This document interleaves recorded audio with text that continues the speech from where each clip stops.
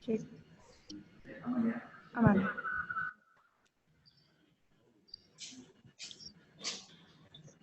Oke, sebelum acara dimulai, dimohon kepada para audiens untuk dapat menonaktifkan audionya selama berlangsungnya acara.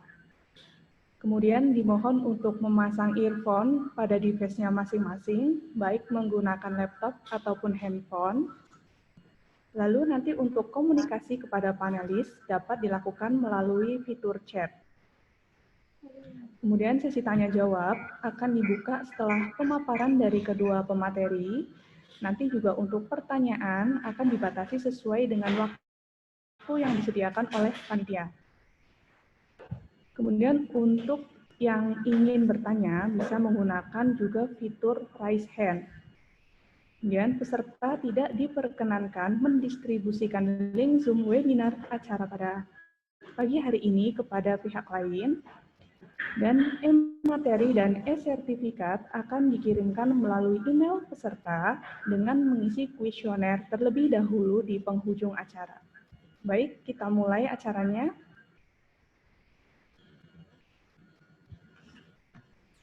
Silakan Pak Denny.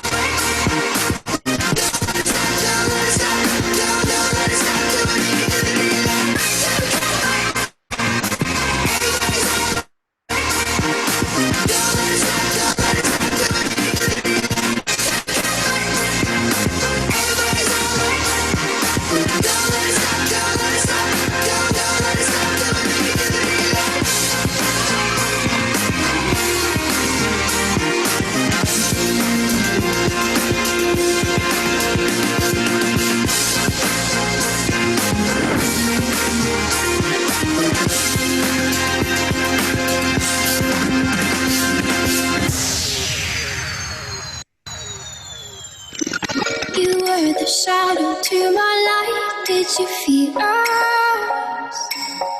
Another star, you fade away. Afraid our aim is out of sight. Wanna see us alive. We're on you now.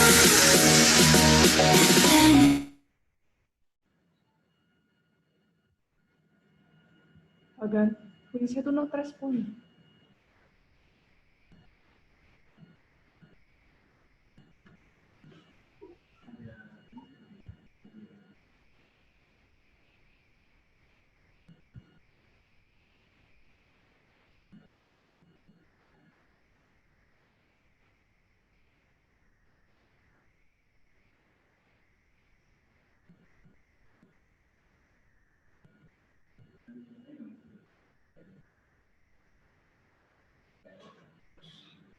Videonya nggak ada suara ini Pak Denny.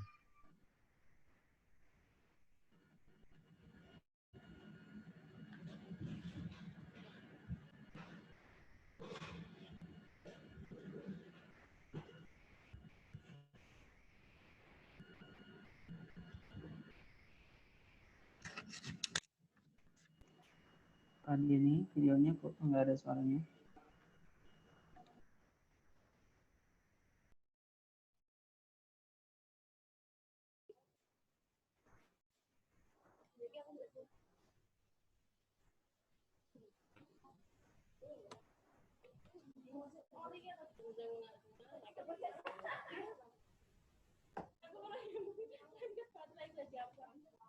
Won't you stay the night, even just for a moment? Perfect light, pretend we're fine, even just for a moment. Throw it over, it's all not over. Pull me close, I need closure. This is our last goodbye.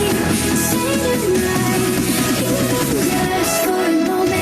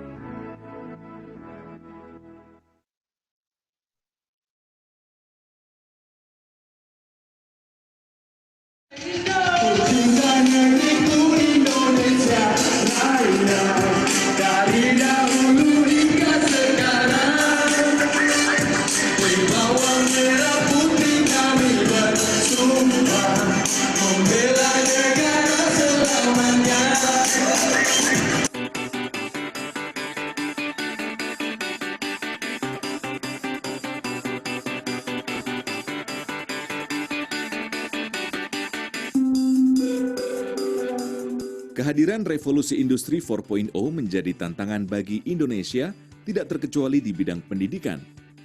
Kehadiran Bina Sarana Informatika sebagai perguruan tinggi yang selalu berinovasi dan kreatif menjadi solusi untuk Indonesia. Akademi Bina Sarana Informatika saat ini bertransformasi menjadi Universitas Bina Sarana Informatika yang berpusat dan kampus utama di Jakarta, dengan memiliki kampus program studi di luar kampus utama di beberapa kota di Indonesia, yaitu Surakarta, Yogyakarta, Purwokerto, Tegal, Tasikmalaya, Sukabumi, Karawang, Bogor, dan Pontianak. Dengan semangat pemerataan pendidikan ke seluruh Indonesia, Universitas Bina Sarana Informatika memiliki program studi yang berorientasi pada kualitas pengajar dan fasilitas penunjang untuk menciptakan sumber daya manusia yang berkualitas secara ilmu dan karakter. Saat ini memiliki 4 fakultas dengan program studi, di antaranya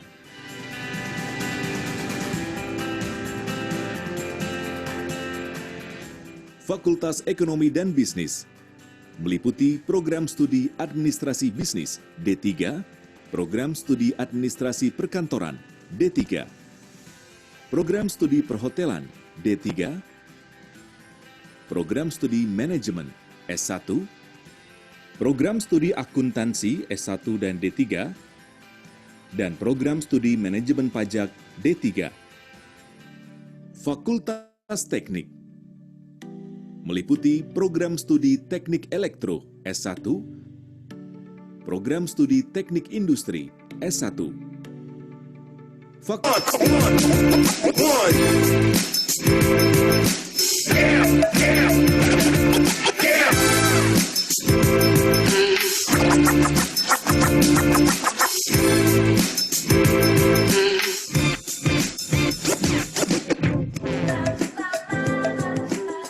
Kuliah, besi aja. Ya, Assalamualaikum warahmatullahi wabarakatuh. Selamat pagi, salam sejahtera untuk kita semua.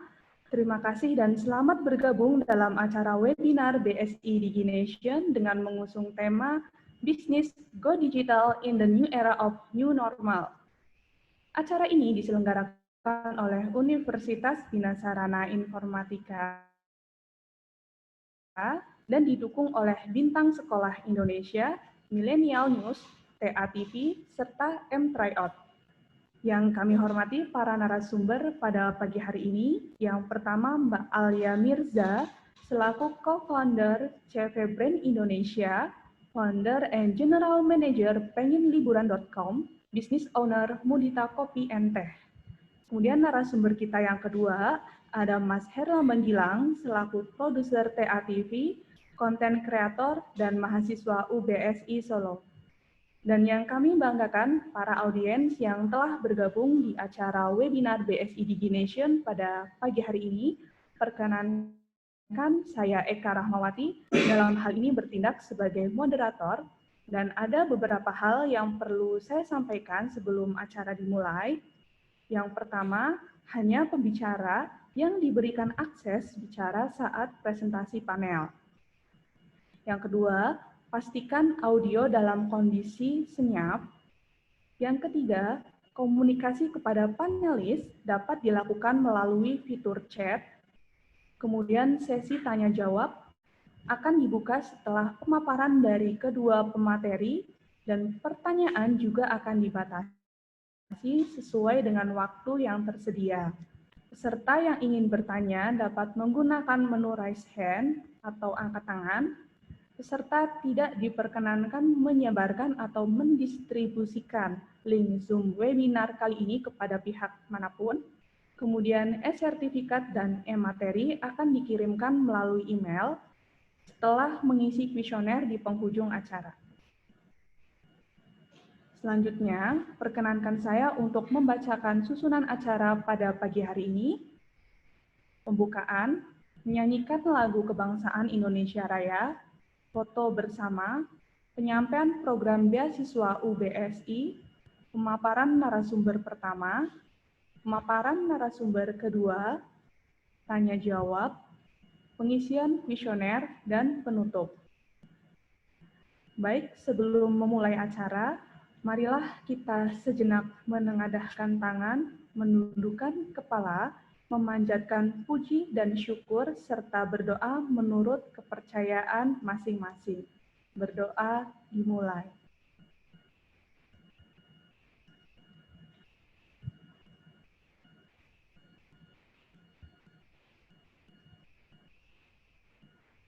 Berdoa selesai. Selanjutnya, menyanyikan lagu kebangsaan Indonesia Raya.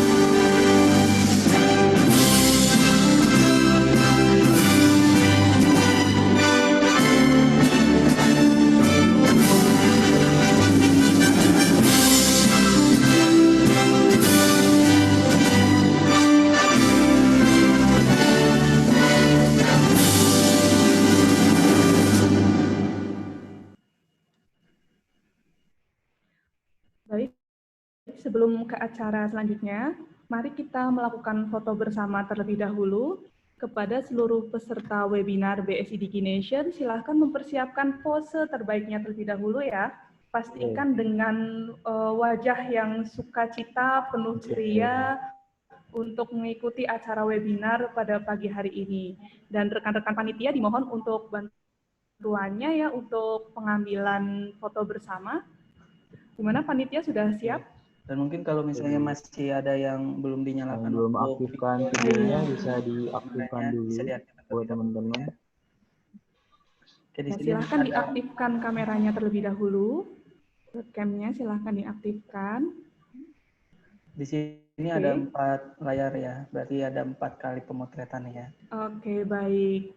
Pak Walim, ada 4 kali sesi pemotretan ya kali ini. Oke, nanti untuk setiap sesi akan saya hitung dalam 3 hitungan ya, para peserta webinar. Sudah siap ya? Mempersiapkan Dengan pose indahnya pose masing-masing. terindah ya untuk acara webinar pada pagi hari ini. Oke, sudah siap? Siapkan pose terbaiknya ya. Oke. Rekan-rekan panitia sudah siap untuk Oke, pengambilan foto? Oke, siap. Kita mulai sesi yang pertama ya untuk pengambilan foto. Saya hitung dalam hitungan 3. Oke, siapkan pose terbaiknya. 1, 2, 3. Oke. Oke, sudah. Yang lanjut ya, kita hitung lagi. 1, 2, 3.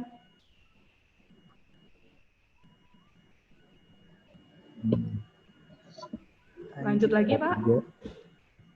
Oke, satu kali lagi ya. Satu kali lagi ya.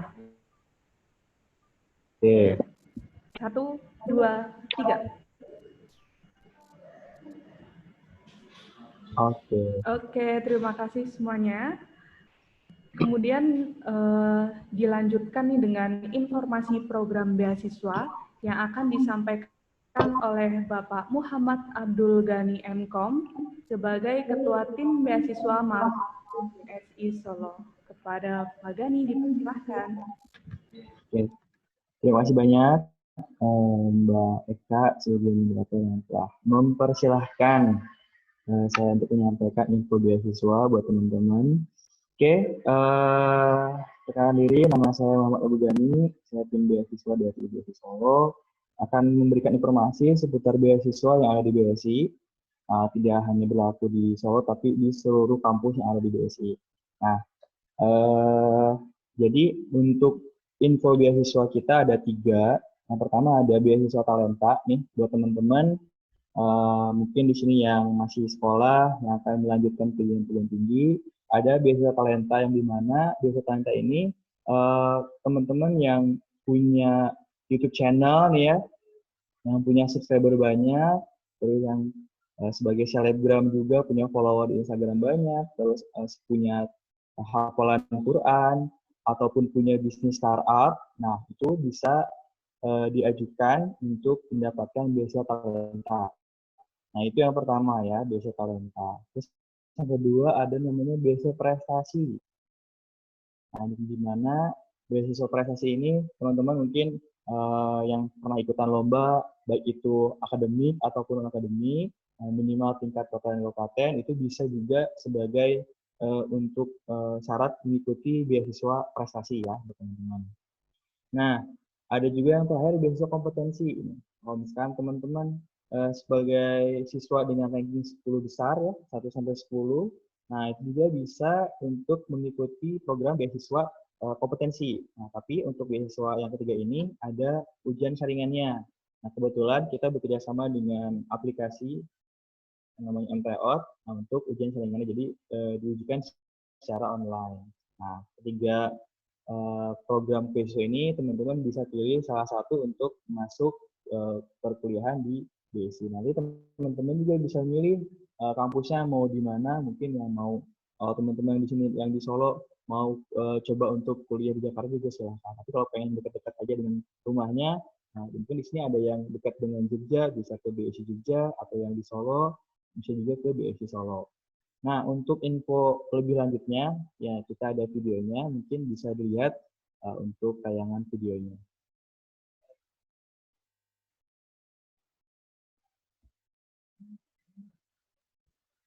Bye-bye UN and welcome kuliah. Masa depanmu ditentukan dari pilihanmu saat ini. Bersama Universitas Bina Sarana Informatika, kampus dengan akreditasi baik sekali, serta kurikulum berbasis kompetensi dan teknologi informasi. Dengan pilihan program studi yang kompetitif di dunia kerja, UBSI menghadirkan 3 fakultas terbaiknya. Let's check it out. Fakultas Teknik dan Informatika, Fakultas Komunikasi dan Bahasa,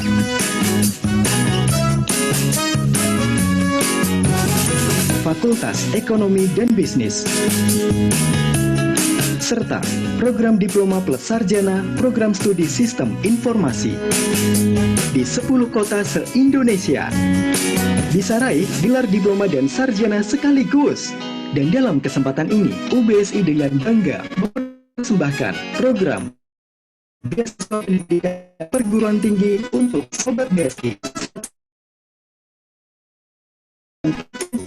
Beasiswa prestasi perguruan tinggi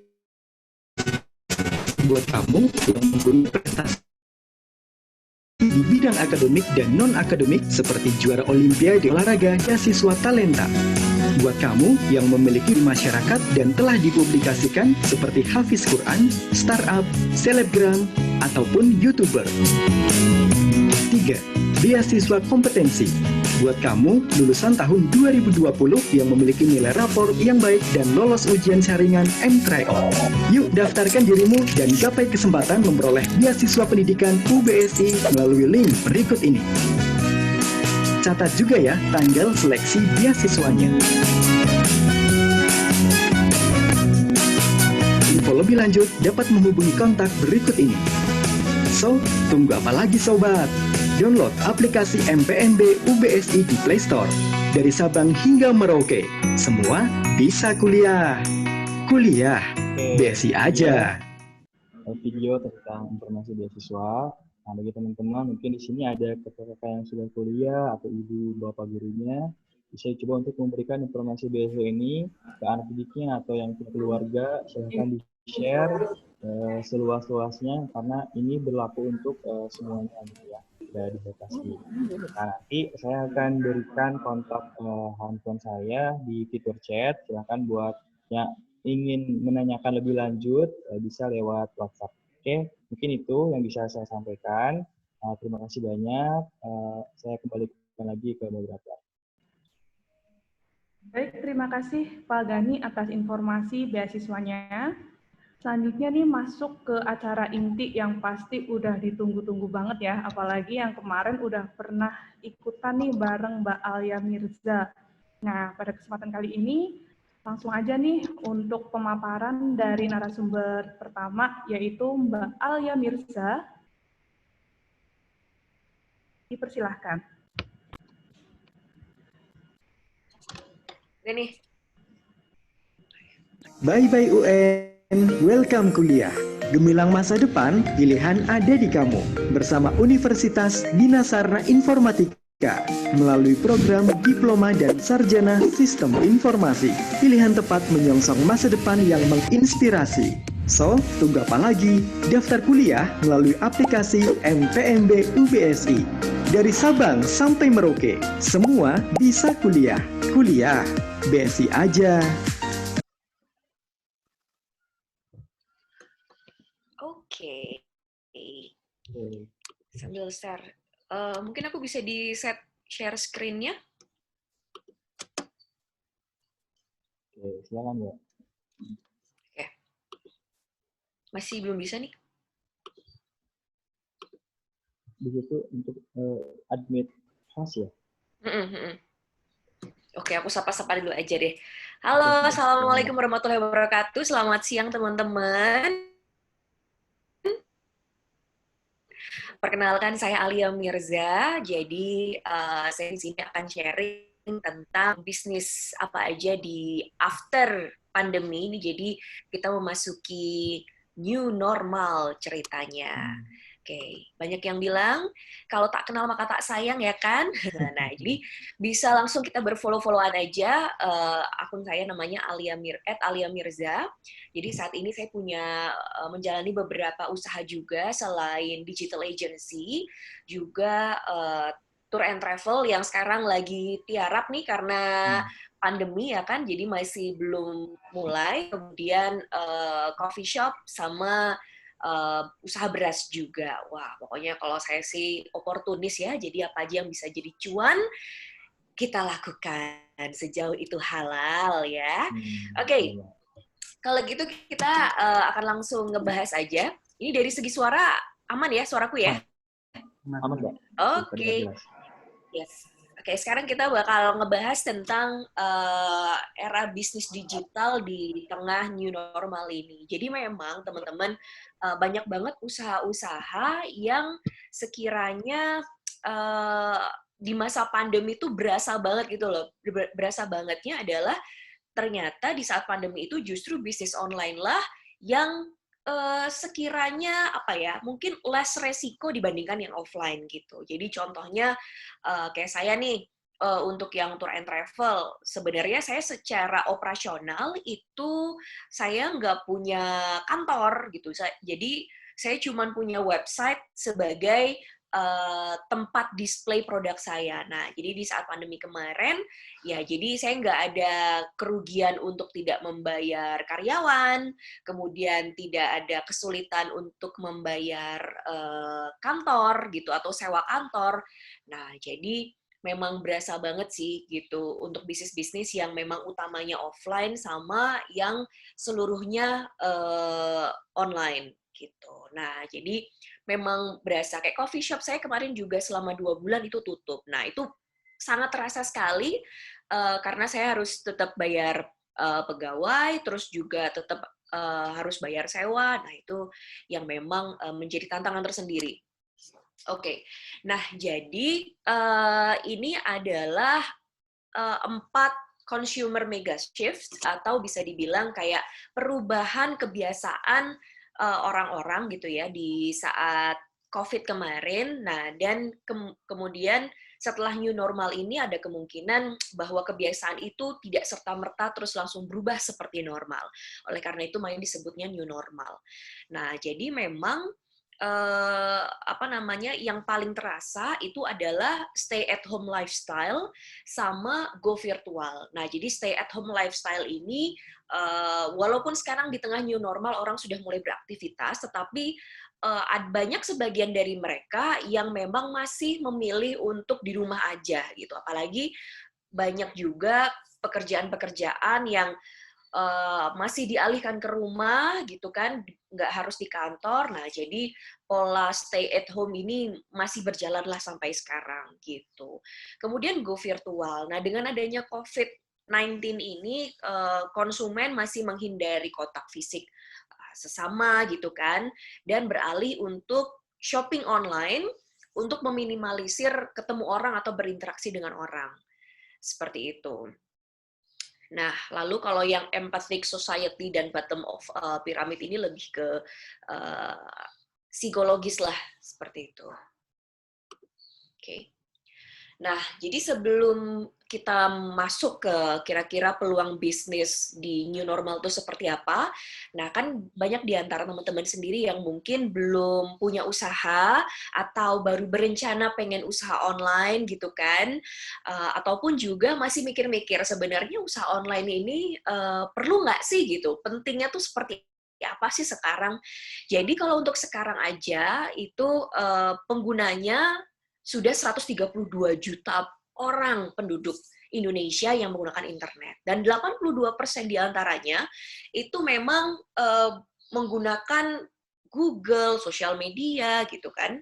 Nah, dan 80% bisnis yang sudah online itu tumbuh hingga 80% lebih cepat dibandingkan bisnis yang online. Kenapa bisa tumbuhnya lebih cepat? Karena ada biaya-biaya produksi ataupun operasional yang sebenarnya bisa diturunkan dan bisa memaksimalkan jumlah profitnya. Jadi sebagai contoh tadi, saya punya bisnis tour and travel, saya nggak punya untuk sewa kantor, karyawannya sebenarnya utamanya cuman saya aja gitu kan, sisanya lebih ke programmer dan lain-lain. Tapi itu kayak bayarnya cuma pas awal aja. Nah, jadinya kalau misalnya saya misalnya ngambil profit nih, contohnya nih 2 juta per 1 orang. Nah, jadinya cost-nya itu kan bisa full di saya nih, gitu. Jadi saya nggak ada tanggungan untuk bayar sewa kantor, saya nggak ada tanggungan bayar karyawan, dan lain-lain. Nah, itulah kenapa bisa mempercepat pertumbuhan. Nah, dari profit saya yang bisa dibilang mungkin 100%, nah itu nanti bisa saya investasikan kembali untuk pengembangan lebih ke marketingnya. Seperti itu. Itu buat gambaran aja. Nah, dan ini adalah alasan-alasan sebenarnya kenapa orang kok sekarang berbondong-bondong bisnis online gitu.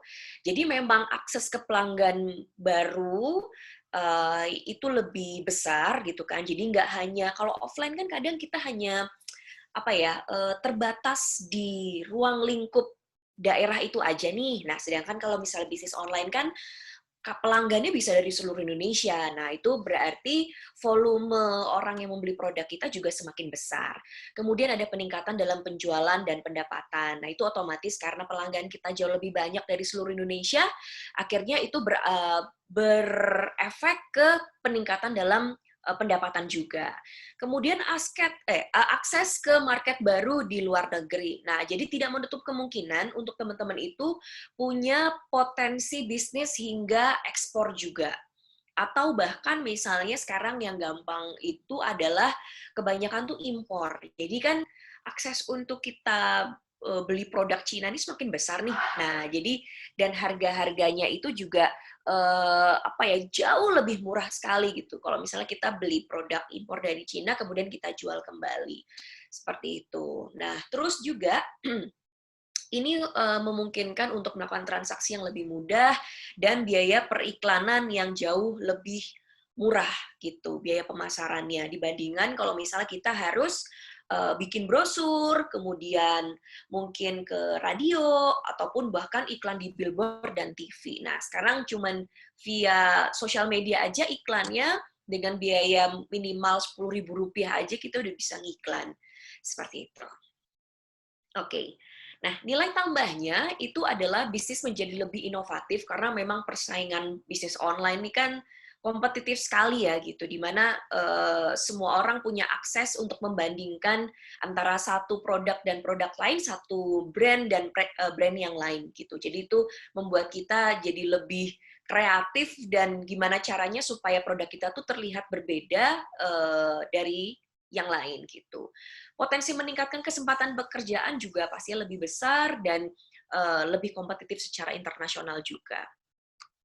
Nah, jadi teman-teman, kalau misalnya nih teman-teman pengen berbisnis gitu kan, terkadang kan kita kayak memulai bisnis itu segampang kayak, oh sekarang lagi trennya apa ya gitu, kayak lagi banyak yang jualan masker, oh ya oke, kita ngikut nih, ikutan jualan masker, lagi ada jualan hand sanitizer, oh kita ikut nih jualan hand sanitizer. Nah, cuman memang sebenarnya akan jauh lebih baik kalau misalnya kita itu mempersiapkan terlebih dahulu berdasarkan data-data yang ada gitu. Nah, terus ataupun misalnya teman-teman punya passion, jadi kayak punya minat terhadap hobi sesuatu yang kemudian pengen diuangkan gitu kan. Nah, ini perlu kita cek dulu sebenarnya dari segi tingkat populer atau orang yang nyari ini sebenarnya banyak nggak sih gitu di internet. Nah, namanya adalah Google Trends gitu. Nah, jadi di Google Trends ini kita bisa melihat dari seberapa banyak kata kunci yang digunakan, kemudian juga orang yang kira-kira memang mencari produk kita itu seberapa banyak kalau di Google gitu. Terus kita juga bisa tahu produk apa yang emang sekarang lagi dicari sama orang-orang. Ini akan saya coba kasih lihat contohnya seperti apa, jadi biar teman-teman tuh ada gambaran gitu ya. Sebentar, aku mau share screen untuk di Google. Oke. Nah, jadi sorry, ini yang kelihatan tampilannya yang Google bukan ya? Google. Oh ya, oke. Nah, jadi nih kita ketik aja Google Trends Indonesia.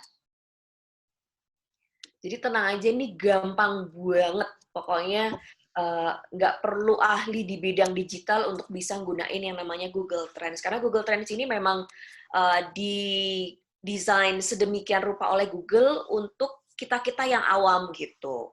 Nah, jadi nih kita pengen tahu kira-kira produk apa sih kita pengen jualan hijab nih. Kira-kira jualan hijab sekarang nih rame nggak ya gitu. Karena udah selesai Lebaran, nah mari kita lihat trennya seperti apa. Nah, di sini kan ada negaranya ya. Nah, ini tuh bisa dicek mau seluruh dunia, mau cuma Indonesia, atau teman-teman kalau misalnya mau pengen ekspor sampai ke Malaysia, Singapura ya bisa dicek sendiri berdasarkan negara. Terus ini bisa dicek juga mau 1 tahun terakhir atau mau 3 bulan terakhir lah gitu ya, karena new normal kita lihat dari masa pandemi kemarin, ini ditinggalin aja, udah cukup. Mau ngebandingin sama misalnya mukena pun juga bisa. Nah, tapi ini saya kasih lihat dulu yang paling gampang. Nah, jadi ini bisa kelihatan kalau tren selama 3 bulan terakhir itu seperti ini. Jadi, oh kok ternyata kapan nih kira-kira pas tinggi banget ini pas tanggal berapa, bisa dicek. Jadi ternyata pada saat tanggal 23 Mei, orang-orang yang mencari hijab itu banyak banget. Nah, kan kalau tanggal 23 Mei ini pas H-1 Lebaran ya gitu. Nah, jadi memang walaupun mungkin di pas puasa masih sepi hitungannya. Nah, tapi pas menjelang Lebaran nih mungkin orang baru kepikiran, wah ternyata pas Lebaran kayaknya aku tetap butuh deh jilbab baru misalnya gitu. Nah, jadi bisa dicek. Oh, ini kelihatannya tinggi nih, mencapai peak di 100, kemudian ini udah mulai turun, oh ini udah mulai naik lagi sekarang, ke 67. Nah, berarti kalau misal teman-teman itu mau jualan hijab, itu masih, dari segi prospeknya masih oke. Gitu. Nah, kemudian contoh frozen food. Salah. Frozen. Nah, di sini kan kelihatan ya teman-teman, beranjak ke menjelang puasa nih namanya frozen food jadi tinggi banget. Kemudian puasa malah turun nih kayaknya. Jadi dia tinggi di tanggal 26 April itu kita udah mulai puasa kayaknya ya. Udah mulai puasa pertama, terus turun, terus tinggi lagi. Nah, sekarang dia tinggi, kemarin sempat tinggi 14 Juni. Nah, lalu lumayan turun di 67, tapi secara progres ini bisa aja terus naik gitu, karena dulunya nih 25, di mana mungkin frozen food itu nggak terlalu populer, tapi sekarang dari segi grafik bisa dilihat dia ada kenaikan. Nah, jadi bisa kita ketahui bahwa memang bisnis frozen food bahkan di era new normal ini masih prospek. Nah, ini bisa kelihatan kota-kota mana aja yang memang lagi rame nih tentang frozen food. Nah, ini nanti teman-teman bisa jadikan ini kalau misalnya mau nanti beriklan ataupun ya untuk strategi marketing lah ibaratnya. Nah, terus ini bisa kelihatan ada kue bola, otak-otak, risoles, lumpia. Nah, ini berarti adalah tipe frozen food yang memang lagi populer. Jadi, teman-teman kalau pengen, oke, sekarang kita tahu usaha frozen food lagi naik, dan ini ada tipe-tipe makanan yang memang lagi banyak diminati nih. Oh, berarti aku bisa mulai dari jualan makanan yang ini dulu. Nah, seperti itu. Jadi, Google Trends ini memang fungsinya untuk seperti itulah. Jadi, second opinion. Paling nggak, jadi kita nggak harus secara 100% nurutin ini banget, tapi setidaknya dari data yang ada bisa kita jadikan acuan kalau misalnya teman-teman mau usaha online, seperti itu. Oke, kita lanjut, balik lagi ke PowerPoint. Ya. Nah, peluang bisnis online di era new normal. Jadi memang kebiasaan baru nih seperti kerja dari rumah, kemudian ada physical distancing, kemudian orang jadi jauh lebih memperhatikan kebersihan gitu kan, terus juga cuci tangan setiap saat, online shopping. Nah, jadi ini bisa dijadikan landasan teman-teman untuk menciptakan ide bisnis baru yang kira-kira memang disesuaikan dengan kondisi ataupun kebiasaan orang saat ini.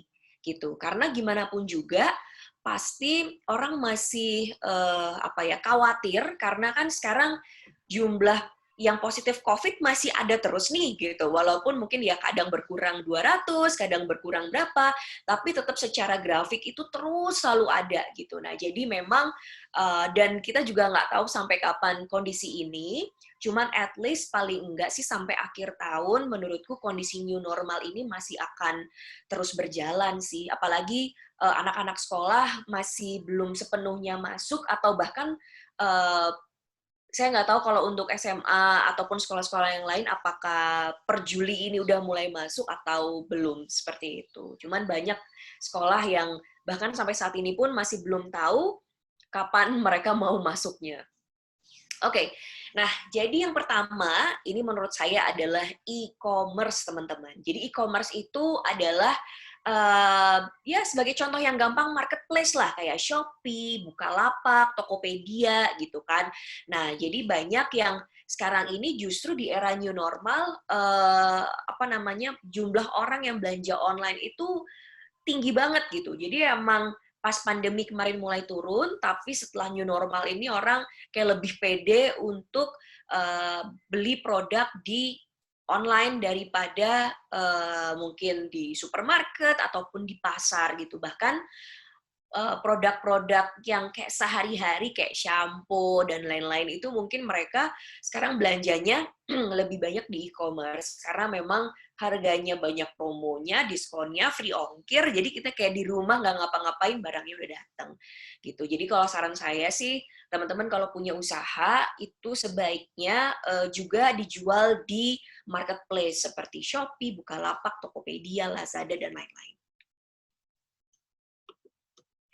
Nah, lalu di tengah new normal seperti ini kan mungkin kondisi keuangan juga sedang tidak menentu ya gitu. Apalagi ada beberapa yang mungkin kena PHK, terus juga dari segi gaji nggak utuh. Nah, jadi mungkin kita perlu adanya backup plan lah untuk survive gitu. Nah, jadi bisnis tanpa modal ini adalah salah satu solusi sih solusi kalau menurut saya untuk kita bisa usaha. Nah, jadi ada yang namanya istilah reseller dan dropship. Nah, jadi kalau dropship itu, teman-teman, kita itu cuman jualan foto aja. Nah, jadi kita jualan foto produk orang lain gitu kan. Kita tahu nih harganya, misalnya komisinya berapa. Jadi kalau kita jualin produk orang lain, kita dapat komisi 10% misalnya gitu. Nah, cuman enaknya adalah kalau bisnis dropship itu kita nggak perlu stok barang. Jadi kita cuma jualin aja fotonya begitu nanti ada yang beli gitu kan. Nah nanti kita info ke suppliernya atau produsen kalau oh ini ada yang beli nih gitu. Nanti mereka yang akan kirim barangnya ke pembelinya gitu. Jadi kita benar-benar cuma jualan foto, kita cuman bahkan kita nggak pegang produknya gitu kan. Nah, jadi kita lebih ke makelar lah ibaratnya gitu. Jadi kita makelar. Nah, terus kemudian yang pengertian yang kedua itu adalah ada yang namanya reseller. Nah, reseller itu adalah menjualkan kembali. Nah, yang berbeda dengan dropship, kalau reseller itu jadi kita beli produk dari si supplier nih, ini kita beli, kita stok barangnya di tempat kita gitu kan. Misalnya kita beli kalau dropship itu karena jualnya kan satuan ya, jadi kalau misalnya ada orang yang beli aja baru kita info ke supplier. Nah kalau reseller tuh enggak, jadi dia udah beli dulu dengan jumlah produk tertentu, misalnya 1000 pieces. Nah nanti dapat diskonnya 40% misalnya gitu. Nah jadi kita stok barangnya, kemudian kita jual kembali ke pembeli dengan harga yang sama sesuai publish dari si supplier atau kita naikin aja sesuka kita sejauh memang harga pasarannya sekitar itu. Nah seperti itu. Jadi ini bedanya. Kalau dari segi perbedaan, jadi kalau reseller itu wajib punya stok barang. Kalau dropshipper enggak. Jadi memang secara modal reseller itu lebih besar daripada dropshipper. Lalu pendapatan reseller pasti akan jauh lebih besar dibandingkan dropship karena ibaratnya reseller itu dia jualannya langsung dalam partai besar, sedangkan kalau dropship itu satuan gitu. Jadi memang secara profit lebih besar reseller daripada dropship, tapi secara resiko lebih besar reseller daripada dropship. Karena kalau misalnya reseller itu karena dia nyetok barang dalam jumlah yang besar, otomatis kalau nggak kejual kan itu menjadi resiko dari si resellernya nih.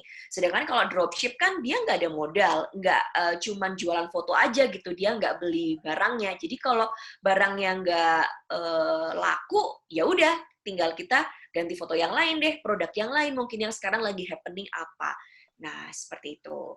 Nah untuk caranya teman-teman itu sebenarnya gampang-gampang susah. Pertama teman-teman itu perlu tahu dulu mau barang apa nih yang dijual. Nah, jadi udah tahu kan, misalnya hijab tadi. Nah, kita tinggal ngubungin deh. Kan banyak tuh penjual-penjual di Instagram ataupun di mana namanya, di Shopee ataupun di Tokopedia gitu. Yang mereka memang produsen langsung hijabnya. Jadi kita tinggal beli aja dari mereka atau kita jualan produknya mereka tapi dinaikin margin harganya, misalnya dinaikin 10.000 atau berapa, seperti itu. Nah, ini peluang bisnis tanpa modal gitu yang bisa jadi alternatif pemasukan. Kemudian yang kedua, ini bisnis frozen food, teman-teman. Nah, dengan mungkin ketakutan orang untuk belanja di pasar, ya kan, terus juga mungkin di rumah terus tapi malas masak gitu. Nah, jadi frozen food ini jadi salah satu alternatif untuk mereka yang pengen makan tapi nggak pakai susah gitu. Udah gitu bisnis frozen food ini kan juga bertahan lama ya. Maksudnya makanannya ini kita taruh di freezer bisa untuk seminggu, mungkin sebulan atau lebih gitu. Nah, nanti dan sewaktu-waktu kita bisa tinggal main goreng atau mau direbus gitu kan, nggak sesusah kalau kita harus masak dari awal. Nah, kemudian keuntungannya itu memang terkadang kita beli tuh harga bisa lebih murah nih.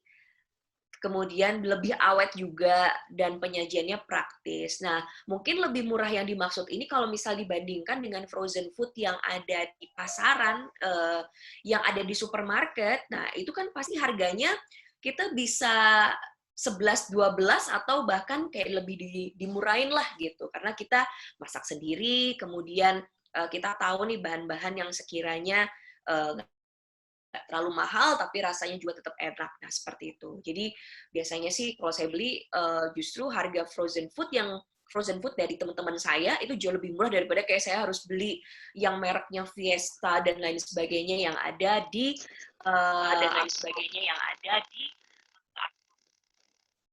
Halo? Nah, oke.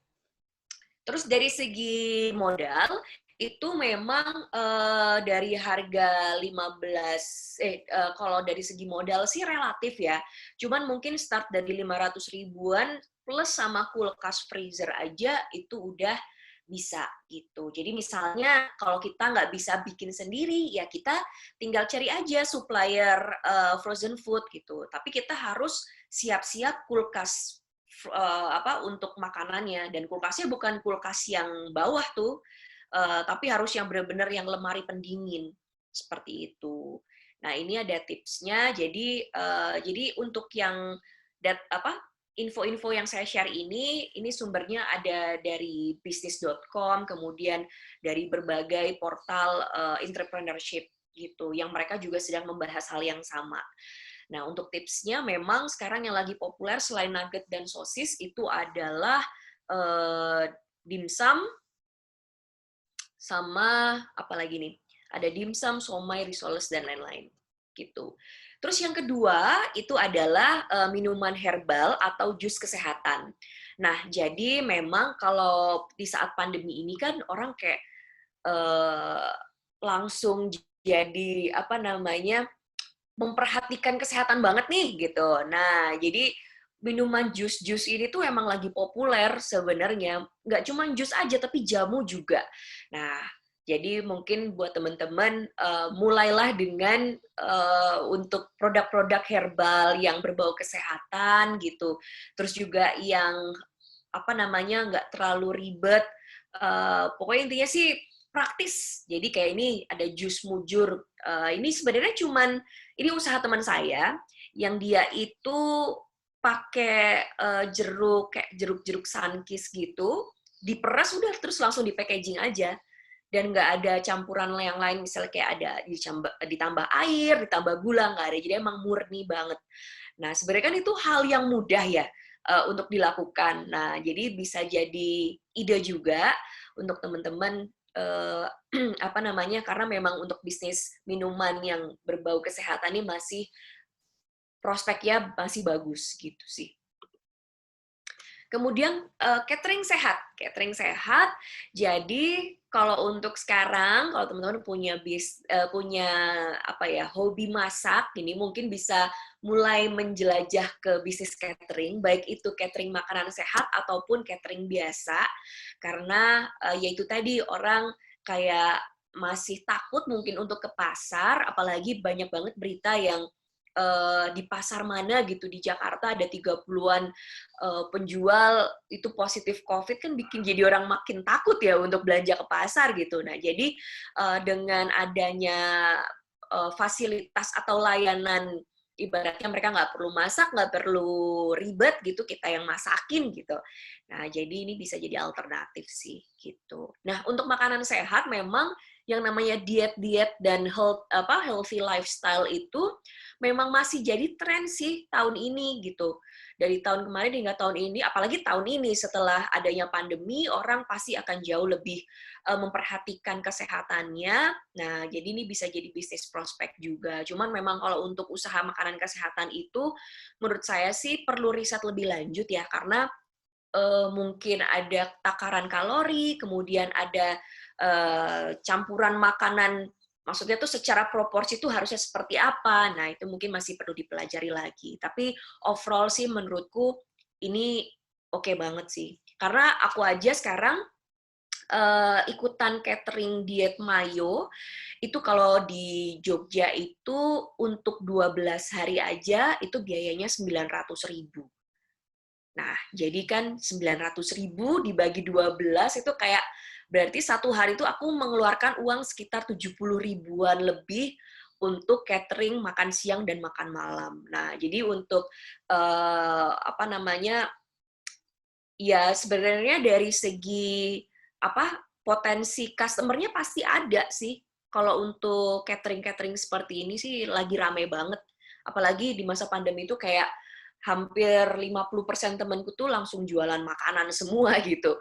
Karena apa ya, mungkin lebih gampang ya, lebih mudah untuk marketingnya, nyoba teman-teman yang nyobain, terus wah kok kayaknya enak, pengen, terus jadi beli. Nah, jadi word of mouth itu yang membantu marketing banget. Terus pengajar online berbayar. Nah, jadi memang ini jadi salah satu apa ya, bisa dibilang mata pencarian baru, khususnya bagi saya juga. Biasanya saya ngajar offline gitu, sekarang ngajarnya online terus. Dan menurut saya sih untuk teman-teman rekan pengajar di sini, ini juga bisa jadi salah satu alternatif tambahan gitu kan, bikin les tapi online gitu. Jadi modalnya... Alia mungkin 3 menit lagi waktunya. Oke, siap-siap. 3 menit lagi. Baiklah, pengajar online berbayar. Nah, you get the ideas lah, kira-kira pengajar online berbayar ini seperti apa.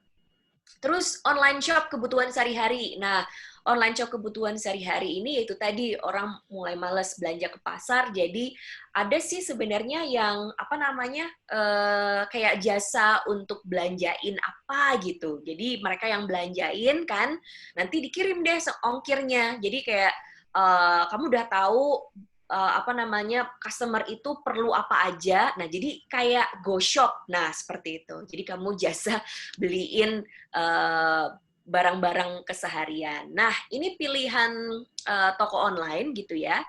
Nah, kalau untuk pilihannya sebenarnya untuk awal itu cukup 3 ini sih yang dimulai. Social media, terus local listing atau e-commerce gitu. Nah, bisnis apapun atau toko apapun yang Anda pilih, usahakan atau ya sudah seharusnya untuk bisa diakses di smartphone. Karena orang sekarang mungkin nggak begitu banyak yang akses lewat komputer ataupun juga laptop, tapi lebih banyak pakai HP. Jadi buatlah se-visible mungkin, semudah mungkin untuk bisa diakses melalui handphone. Nah, contohnya mungkin jualan di sosial media gitu kan, kita bikinin konten-kontennya, gambar-gambarnya dipublish, fotonya, katalog harga semua dipublish di media sosial. Kemudian Google My Business. Nah, ini di sebelah kanan nih namanya Google My Business, teman-teman. Dan ini gratis, dan ini bisa dibilang jadi strategi utama saya untuk mengembangkan bisnis yang beras. Nah, jadi kemarin bisnis beras itu turun 50% nih teman-teman pada saat pandemi. Tapi karena saya masukin ke Google bisnisku ini, itu jadinya ada kenaikan 50%. Nah, jadi tetap stabil selama pandemi karena memang saya lebih mengutamakan yang online-online gitu kan. Jadi saya bikinin kontennya dan ini gratis. Bisa di googling aja caranya Google bisnisku. Jadi nanti di Google itu kelihatan alamat tokonya, nomor teleponnya, jam buka tutup. Nah, ini penting banget kalau teman-teman punya bisnis offline.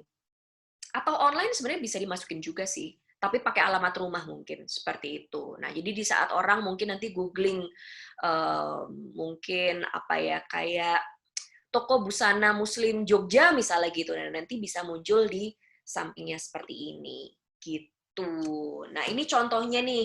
Jadi aku pengen nyari tour and travel umroh, tapi aku nggak tahu travelnya yang mana kira-kira. Nah, aku googling deh tuh, ketik umroh Jogja. Muncul kan yang di bawah itu ada direkomendasiin sama Google. Nah, ini adalah Google My Business. Jadi fungsinya itu memang untuk iklan gratis, terus juga lebih dipercaya pelanggan karena memang ada reviewnya, ada nomor teleponnya. Jadi ibaratnya tuh akses untuk ke kita tuh, maksudnya akses dari pembeli untuk menghubungi kita itu lebih besar lah dari segi kesempatannya, seperti itu. Oke, terus setelah itu adalah e-commerce. Nah, di e-commerce ini kita mau jualan produk orang pun juga nggak masalah. Yang penting kita pastiin dulu dari segi stoknya, kita udah tahu marginnya kita dapat berapa, atau kita beli aja, terus dinaikin harganya sesuka kita, ya bebas. Seperti itu. Jadi 3 platform ini nih teman-teman menurut saya yang jadi starting point kalau untuk mau memulai bisnis online.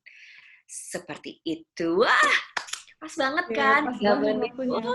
Terima kasih Mbak Alia Mirza. Sebenarnya masih asik banget nih pembahasannya, tapi nanti kita mungkin lanjut di tanya jawab ya untuk teman-teman yang masih penasaran banget tentang membuka bisnis di era new normal.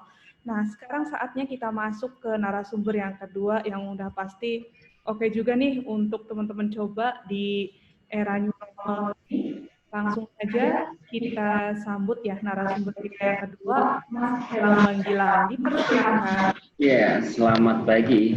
Audio masuk ya?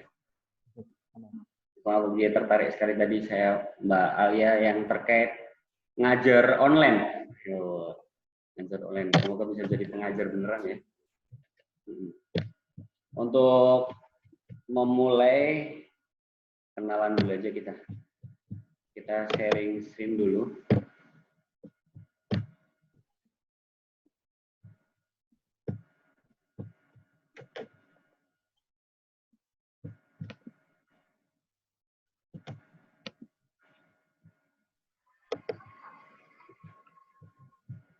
Udah masuk ya Pak? Selamat pagi teman-teman. Selamat datang New Normal. Tema saya pagi hari ini nanti kita ngobrol sih seperti apa kita bikin konten, bikin sesuatu yang mempunyai nilai kreasi yang bagus, nilai jual yang bagus dengan peralatan yang seadanya.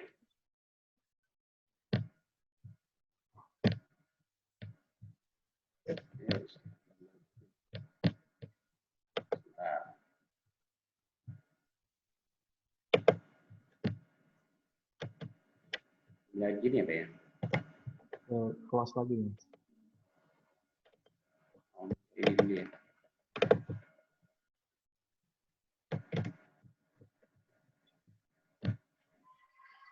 Mulainya.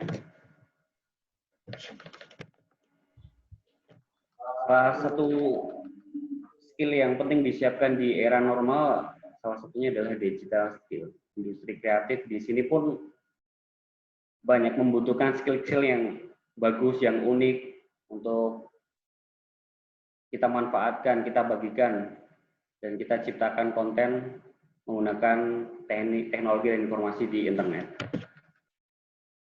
Kalau konten kreator, teman-teman sudah pasti tahu ya, yang berprofesi. Cuman di sini konten itu kita bikin konten. Gimana caranya sih dapat dilihat orang, disimak orang yang lebih menarik. Nah, di sini nanti kita akan bahas juga untuk membuat konten yang pakai gear seadanya tapi bisa menghasilkan yang bagus. Cuman untuk memulai konten yang perlu kita siapkan adalah di sini saya gunakan smartphone. Kenapa smartphone? Karena semua orang pun pasti kan punya smartphone. Nggak mungkin semua orang pasti kan punya smartphone untuk kita mengakses informasi.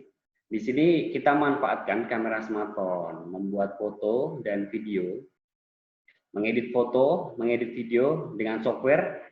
Softwarenya pun juga dari smartphone. Jadi kita bikin kontennya full dengan pakai smartphone.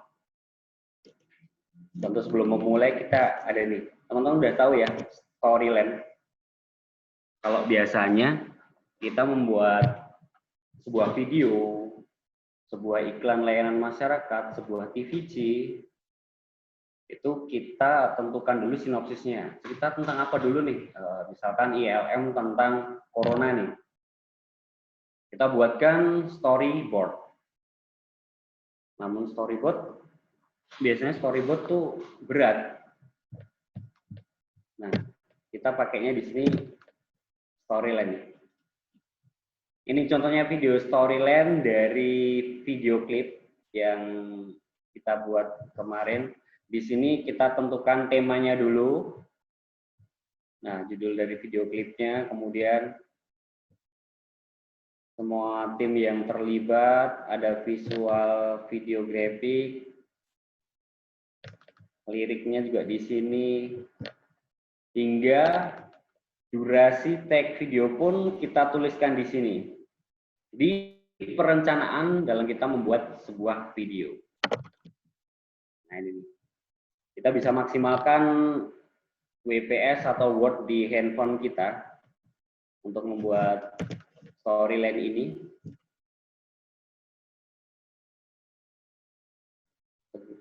Ini sebagai contoh, ini insert drone di Tugu Kris, nanti di visualisasi juga kita insert drone di Tugu Kris. Nah, ini nih visualisasinya. Kemudian kita berikan contoh scene kedua,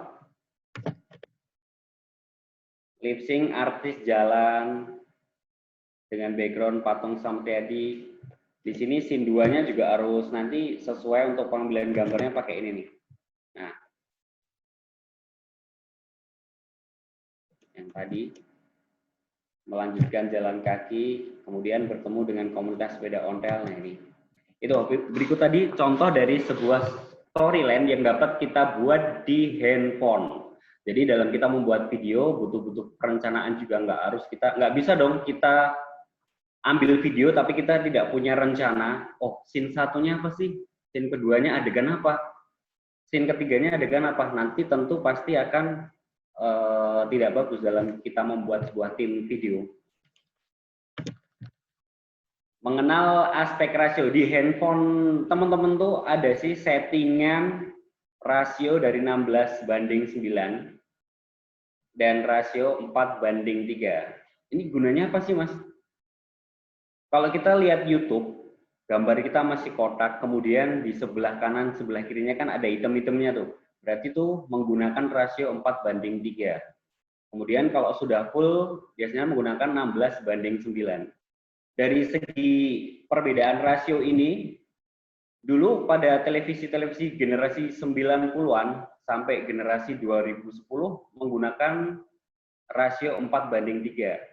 Terbukti kan seluruh tampilan layar di televisi kan full. Biasanya kalau kita lihat di atas televisi itu ada item, di bawah ada itemnya. Itu berarti sudah menggunakan rasio 16:9. Tapi kalau televisi kita full tanpa ada hitam atas dan bawah itu berarti menggunakan 4:3. Tentu pada rasio 16:9 kita pakai di platform-platform yang sekarang. Instagram pun lebih support ke 16:9. Meskipun 4:3 juga dipakai. Di YouTube pun juga menggunakan 16:9 untuk menghasilkan gambar yang lebih horizontal, itu perbandingan. Di handphone kita kan ada tuh. Selanjutnya ada contoh.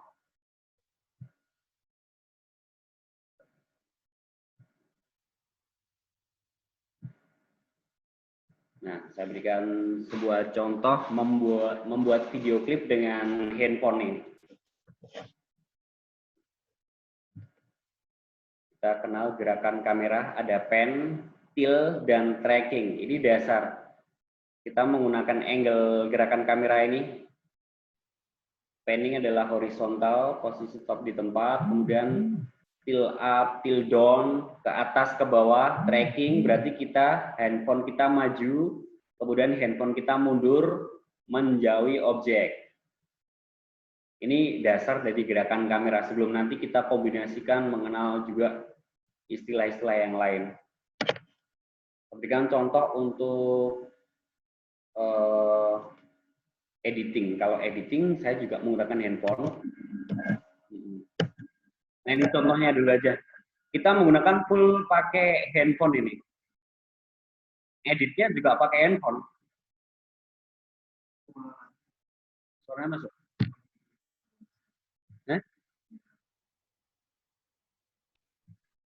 Mungkin suaranya bisa ini dulu Mas, diklik Suaranya masuk ketika share screen itu. Masuk. Nggak keluar.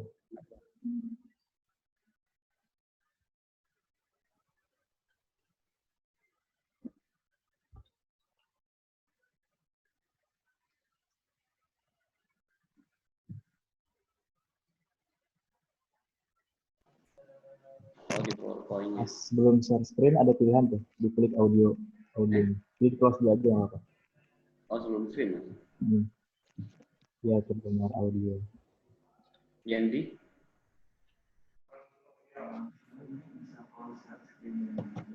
Oh iya Pak, benar-benar. Nah, di sini ya Pak ya.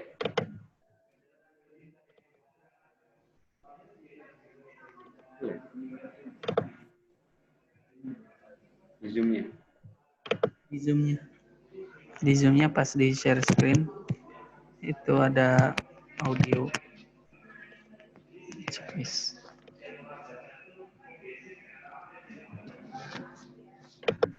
Ya, kita ulangi ya Pak. Dosen.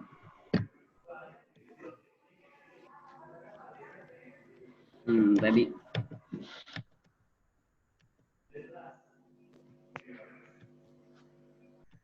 Kita murni menggunakan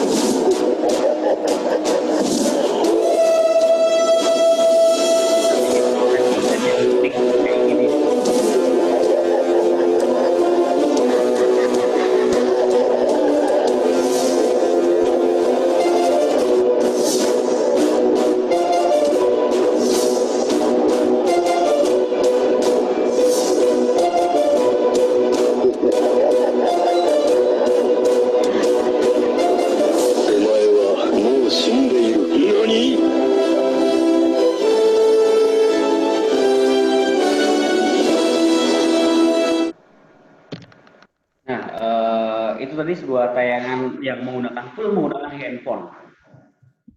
Jadi pengambilan gambarnya juga pakai handphone, ngeditnya juga pakai handphone, kemudian publish-nya juga pakai handphone. Untuk rekomend video yang editing smartphone-nya, saya menggunakan KineMaster yang Pro dan juga Film Orago. Teman-teman bisa pakai itu untuk menghasilkan konten-konten yang unik-unik seperti tadi. di mode dari KineMaster Pro juga ada fitur yakni KineMaster. Nah, untuk KineMasternya bisa kita kasihkan mode chroma key. Chroma key pun juga poin-poin, contohnya ada nih. Sebelumnya kita seperti ini, kemudian yang kedua ini jadi. Perkembangan kebutuhan masyarakat yang ingin mendapatkan informasi dengan cepat, membuat terang abadi televisi, membuat program-program yang kreatif dan inovatif.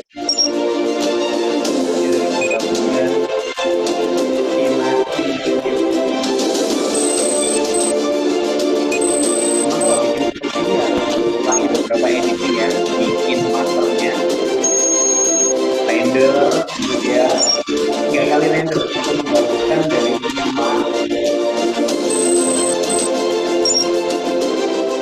Kepercayaan mitra TA TV menjadi salah satu faktor bagi kami untuk menjadi televisi pintar yang kian menjulang tinggi di angkasa.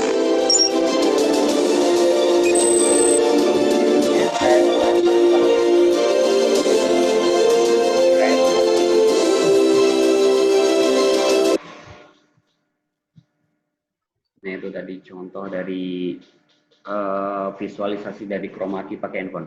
Kemudian di tahun 2018 lalu saya juga membuat sebuah iklan layanan masyarakat di mana full saya menggunakan handphone dalam mengambil gambarnya. Saya main karakter seperti hewan, saya masukkan untuk kebutuhan iklan layanan masyarakat. Stop hoax pilkada serentak. Stop money politik. Stop kampanye hitam. Media sosial untuk bersosialisasi, bukan untuk provokasi. Sukseskan pilkada serentak 2018. Saya kemudian pakai Adobe Premiere. Yang selanjutnya saya juga bikin iklan. Hello.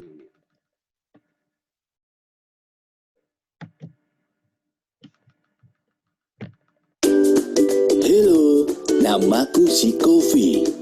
Aku adalah virus yang menyerang sistem pernafasan. Aku bisa menular, bahkan bertahan di udara, menempel di permukaan benda padat. Bahkan aku dapat bertahan di tubuh manusia dengan mudah dan aku menang. Namun aku kalah jika manusia menerapkan protokol kesehatan serta menerapkan pola hidup bersih dan sehat. Si Kofi perlahan musnah. Bukan tanpa alasan, pemerintah menerapkan new normal. Tatanan baru beradaptasi dengan COVID-19. Masyarakat tetap menjaga produktivitas di tengah pandemi virus COVID-19 dengan tatanan baru yang disebut new normal. Keberhasilan new normal bergantung pada kedisiplinan masyarakat. Menyambut era kenormalan baru. Terapkan pola hidup bersih dan sehat serta wajib memakai masker. Nah, itu tadi teman-teman, kita bikin konten yang berkualitas serta menarik, unik, hanya dengan menggunakan handphone. Yang terakhir, kontak person, waktu dan tempat saya kembalikan pada Bu Eka nih.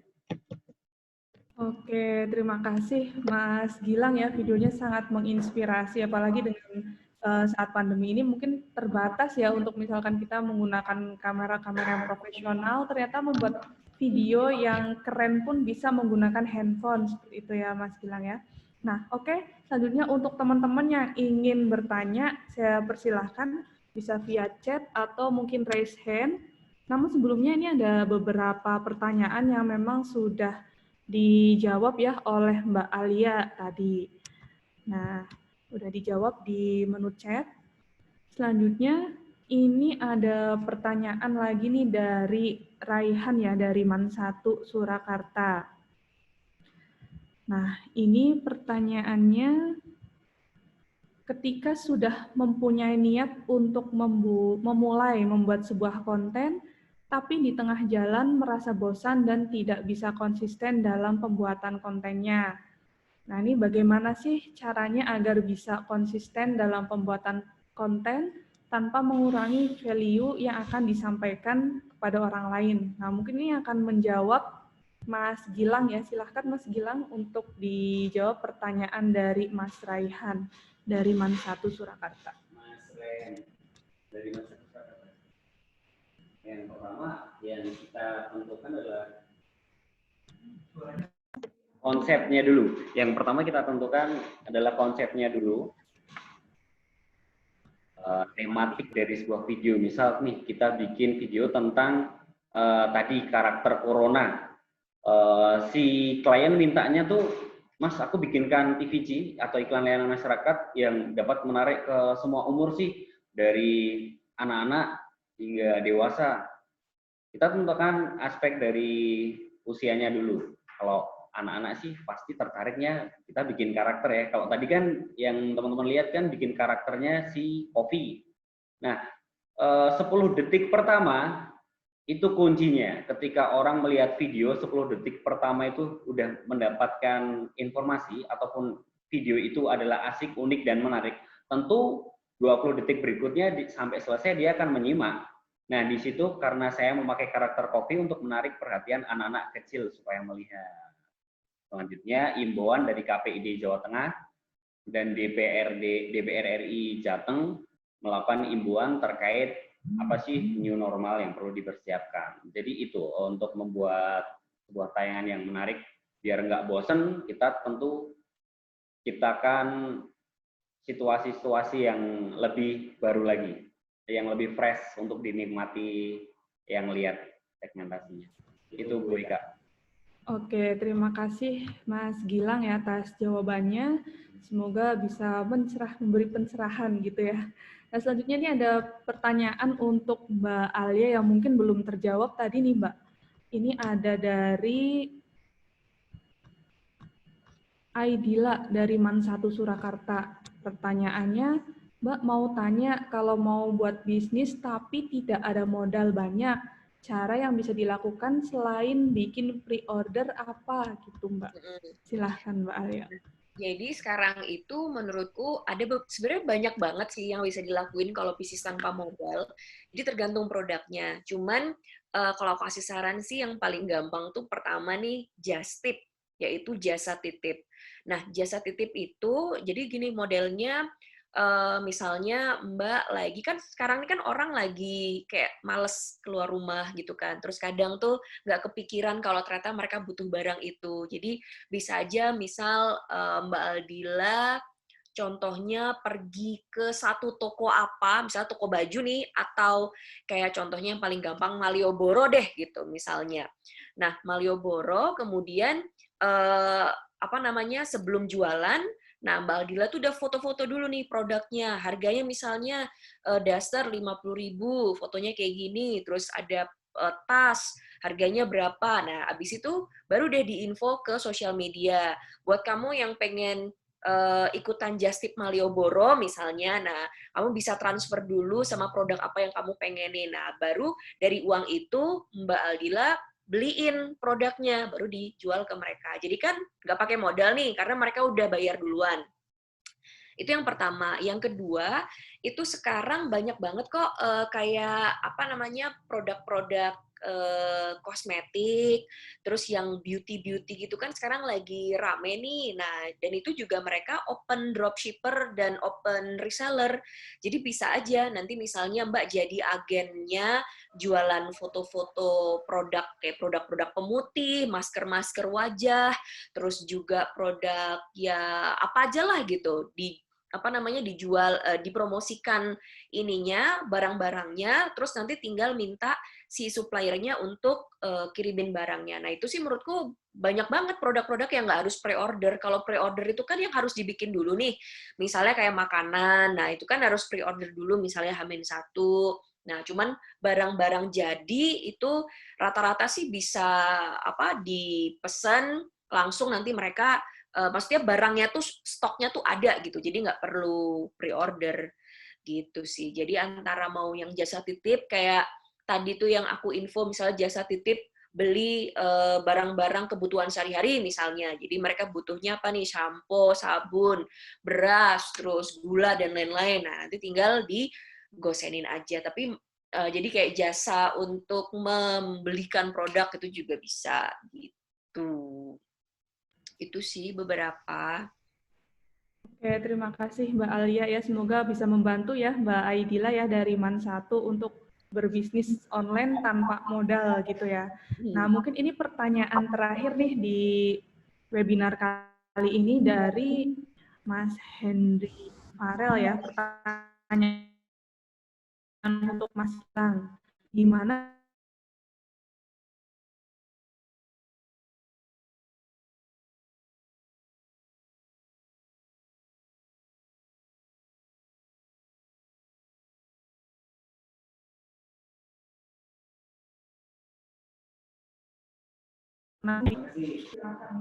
Mas Hendy Farel dari Medan nih ya, kondisi pandemi COVID. Kita bisa bikin konten tuh nggak harus keluar rumah sih bro, nggak harus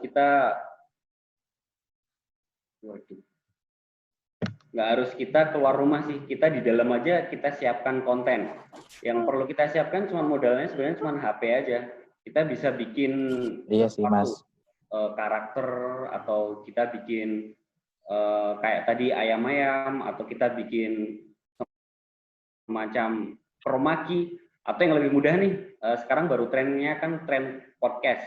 Nah, itu bisa manfaatkan handphone, undang narasumber yang tentu physical distance, kita di rumah aja, di ruang tamu, kita undang narasumber, kemudian kita lakukan wawancara chit-chat TikTok.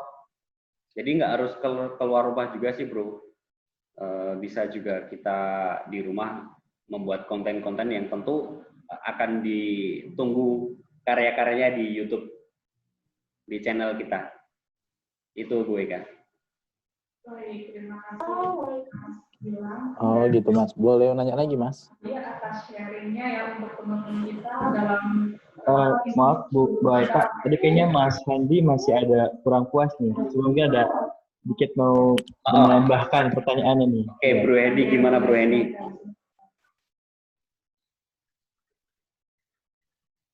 Iya, gimana Bro Hendy?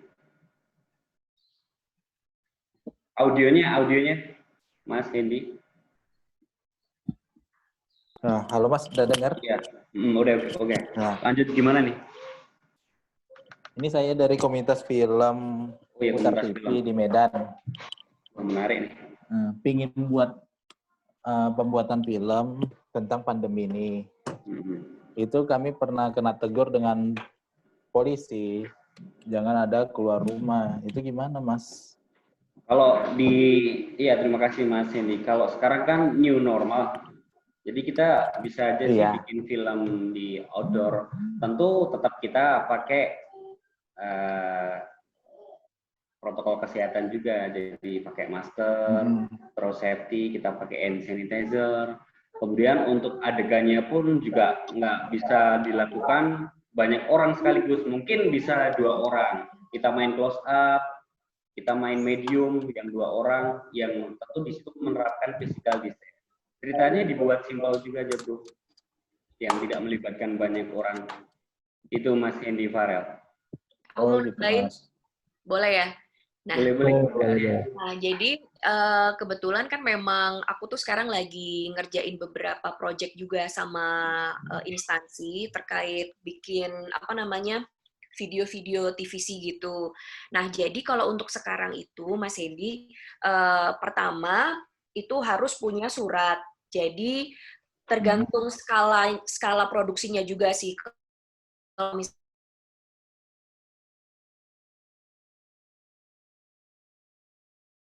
Kalau misalnya kayak semua krunya tuh harus terus, tidak boleh ada mengenai jumlah orang yang ikut syuting itu berapa. Aku sih lupa berapa pastinya, cuman kalau nggak salah lebih dari 15 itu harus tes COVID semua, rapid test dulu, terus yaitu terus juga mungkin tergantung lokasinya sih, kadang kalau memang diusahakan kalau syutingnya yang masih agak private dikit lah lokasinya, jadi jangan terlalu kayak di pinggir jalan dan lain-lain. Karena kadang mereka tetap nggak mau ngambil resiko, karena kalau ngelihat orang syuting itu terus pada bergerumpul ya, pada nonton. Gitu. Jadi ya itu tadi sih. Saya direncanakan scene-nya biar nggak gerombolan gitu juga nggak mau Bro Wendy. Oh gitu, Terima Mas. kasih narasumber. Mungkin itu ya Mbak, Mas Hendri ya. Mudah-mudahan jawabannya bisa membantu. Oke Mbak Eka, mungkin karena kita waktunya udah juga menunjukkan di 11.40 ya. Iya betul, nggak kerasa nih diskusinya asik banget soalnya. Oke. Kayaknya banyak banget yang bisa kita ambil nih, ilmu bisnis digitalnya kan, ide-ide konten dari Mas Gilang juga. Oke, mungkin kita lanjut ke acara terakhir aja Mbak Eka. Oke, sebenarnya saya sampaikan terima kasih kepada para narasumber hari ini, Mbak Alia dan juga Mas Herlambang Gilang. Luar biasa sekali, materinya sangat bermanfaat untuk teman-teman kita untuk mengisi waktu, apalagi sekarang udah eranya new normal gitu ya, harus lebih produktif, lebih kreatif dan inovatif dan berbagai konten dan juga bisnis yang go digital gitu ya. Nah selanjutnya mungkin pengisian kuesioner terlebih dahulu ya untuk para peserta sebelum acara kita tutup. Silahkan bisa di-share linknya untuk panitia, bisa dibantu untuk link kuesionernya. Jangan lupa nanti untuk yang sudah membayarkan untuk mendapatkan sertifikat ya bisa di-upload untuk buktinya melalui link kuesioner yang sudah ditayangkan ya. Untuk waktu pengisian sendiri kita waktunya 1x24 jam ya. Jadi bisa mungkin ada yang teman-teman belum mengakses mencari kesempatan waktunya satu hari ini. Nah, untuk sertifikatnya mungkin nanti akan dikirim ke email teman-teman yang sudah membayar untuk biaya sertifikatnya. Kecuali mungkin untuk sekolah-sekolah relasi yang dapat undangan itu sudah ada untuk sertifikatnya sendiri. Gitu. Oke, jadi mungkin bisa dicatat atau difoto dulu ya Pak untuk link kuesionernya ya. Terus juga di Twitter teman-teman bisa copy juga atau nanti yang udah masuk ke grup WA grup untuk seminar ini saya akan share juga untuk link kuesionernya. Oke, baik.